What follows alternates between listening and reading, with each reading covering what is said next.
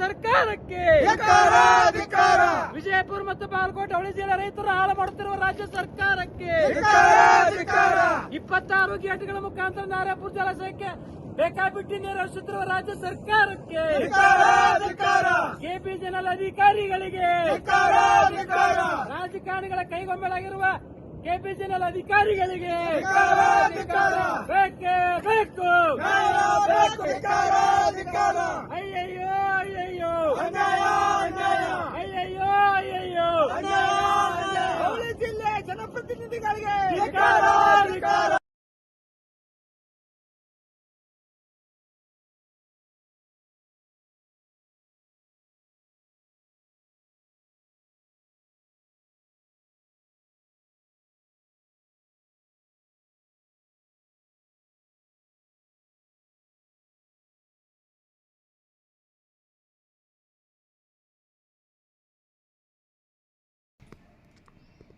ವಿಜಯಪುರ ಮತ್ತು ಬಾಗಲಕೋಟೆ ಅವಳಿ ಜಿಲ್ಲೆಯ ರೈತರಿಗೆ, ಜಾನುವಾರುಗಳಿಗೆ ಮತ್ತು ಜನತೆಗೆ ಕುಡಿಲಿಕ್ಕೆ ನೀರು ಕೊಡ್ರಿ. ಬೇಸಿಗೆ ಸಂದರ್ಭದಲ್ಲಿ ಹಿಂದೆ ತುಂಬಿರ್ತಕ್ಕಂಥ ಕೆರೆಗಳು ಬಹುತೇಕ ಖಾಲಿಯಾಗಿದ್ದಾವು. ನೀರು ಕೊಡ್ರಿ ತಿಳ್ಕೊಂಡೇಳಿ 1ನೇ ತಾರೀಕಿನ ಮುಂಚೆನೆ ನಾವು ಮನವಿ ಕೊಟ್ಟಿದ್ದೇವೆ. ಮಾನ್ಯ ಜಿಲ್ಲಾಧಿಕಾರಿಗಳ ಮುಖಾಂತರ ಮಾನ್ಯ ಪ್ರಾದೇಶಿಕ ಆಯುಕ್ತರು ಬೆಳಗಾವಿ ಕೊಟ್ರ ಇಲ್ಲಿವರೆಗೂ ಕೂಡ ಒಂದು ಹನಿ ನೀರು ಬಿಟ್ಟಿಲ್ಲ.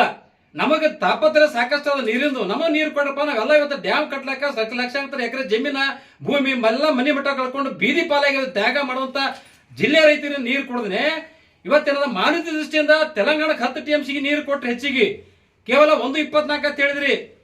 ಆನ್ ದಿ ರೆಕಾರ್ಡ್ ಅನ್ನೋದ 1.24 ತೋರಿಸಿರಿ. ಆಫ್ ದಿ ರೆಕಾರ್ಡ್ 10 TMC ನೀರು ಮೇಲ್ಕೊಟ್ಟು ನೀರು ಬಿಟ್ಟು ಸೂಟ್ಕೇಸ್ ರೊಕ್ಕ ಲೂಟಿ ಮಾಡಿರಿ ತೆಲಂಗಾಣ ಸರ್ಕಾರದಿಂದ.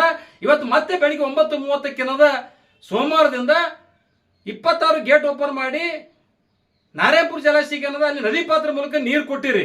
ನಿಮ್ಮ ನಾಚಿಕೆ ಮಾನ ಮರ್ಯಾದೆ ಅದ. ಅವಳಿ ಜಿಲ್ಲೆಯಲ್ಲಿ ಇವತ್ತು ಬದುಕಿನ ಪರಿಸ್ಥಿತಿ ಅದ ರೈತರದು.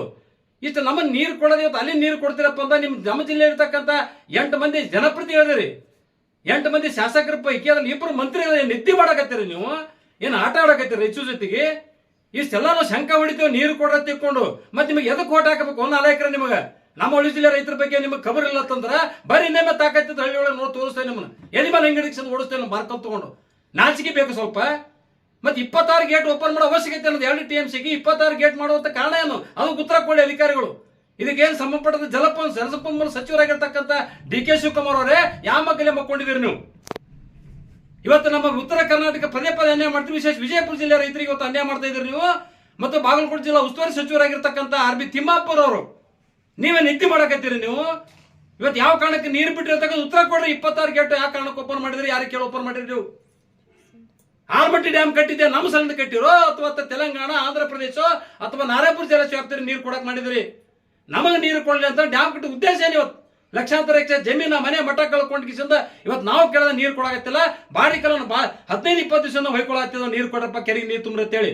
ಬೇಸಿಗೆ ಸಂದರ್ಭ ಬಿಸಿಲ ಪ್ರಕೃತಿ ಹೆಚ್ಚದ. ಜಾನುವಾರುಗಳನ್ನ ಹೊಡ್ಕೊಂಡು 4-5 ಕಿಲೋಮೀಟರ್ ಕೂಡ ನೀರಿಲ್ಲ. ನೀರು ಕೊಡತ್ತ ನಿರಂತರ ನಾವು ಶಂಕ ಹೊಡ್ಯಾಕತ್ತೇವು. ನೀರು ಕೊಡಂಗಿಲ್ಲ. 26 ಗೇಟ್ ಓಪನ್ ಮಾಡಿರಿ. 4 ಎಕರೆ ಕೂಡಲೇ ಸ್ಥಗಿತಗೊಳಿಸ್ರಿ. ಇಲ್ಲದೇ ಇದ್ರೆ ನಾವು ಕೂಡಲೇ ಆಲ್ಮಟ್ಟಿ ಡ್ಯಾಮಿಗೆ ನುಗ್ಗಿ ಅಲ್ಲಿ ಆಲ್ಮಟ್ಟಿ ನೀರಲ್ಲೇ ಇಳಿಸಿ ನಾವು ಪ್ರತಿಭಟನೆ ಮಾಡಕ್ಕಾಗ್ತದೆ. ಕೂಡಲೇ ತಕ್ಷಣ ಇವತ್ತು ನೀರನ್ನು ನಿಲ್ಲಿಸುವಂತ ಕೆಲಸ ಮಾಡಬೇಕು. ಇಲ್ಲದೇ ಇದ್ರೆ ಸಚಿವರು ಹಿಡ್ಕೊಂತಂದು ಅವ್ರನ್ನ ಇಲ್ಲಿ ಕಟ್ಟಿ ಕೂಡಿಸುವಂತದ್ದು ನಾವು ಮಾಡ್ಬೇಕಾದ ತಿಳ್ಕೊಂಡು ಎಚ್ಚರಿಕೆಯನ್ನು ಕೊಡ್ತೇವೆ. ಅರವಿಂದ್ ಕುಲಕರ್ಣಿ, ಅಖಂಡ ಕರ್ನಾಟಕ ರೈತ ಸಂಘದ ರಾಜ್ಯ ಪ್ರಧಾನ ಕಾರ್ಯದರ್ಶಿ.